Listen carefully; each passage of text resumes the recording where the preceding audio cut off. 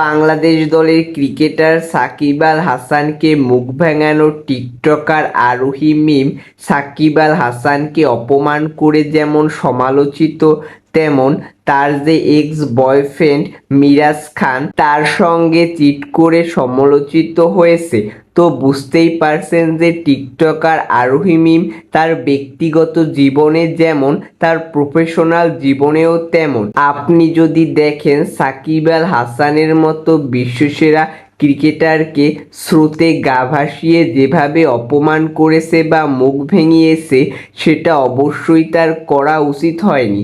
হ্যাঁ, সাকিব আল হাসান ভুল করেছে যে ছাত্র আন্দোলনের সময় ছাত্রদের পাশে ছিল না, ছাত্রদের পক্ষে কথা বলেনি। কিন্তু আপনার তো ভুলে গেলে চলবে না যে সাকিব আল হাসান বাংলাদেশ দলের জন্য কত কী না করেছেন। সাকিব আল হাসানের জন্যই বাংলাদেশকে চিনেছে অনেক লোক। তাকে অপমান করা অবশ্যই সকল বাংলাদেশিদেরকে বা সকল ক্রিকেট ফ্যানদেরকে অপমান করা। টিকটকার আরোহী মিম যেমন মিরাজ খানের মনে কষ্ট দিয়েছে, তেমন সাকিব আল হাসানের ফ্যানদের মনেও কষ্ট দিয়েছে। মিরাজ খান অ্যাক্টর হওয়ার সাথে সাথে কিন্তু টিকটকার আরোহী মিমের বয়ফ্রেন্ডও ছিলেন।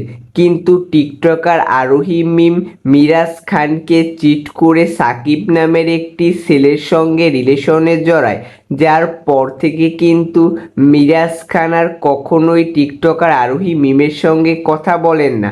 তো বুঝতেই পারছেন যে টিকটকার আরোহী মিম কেমন প্রকৃতির লোক।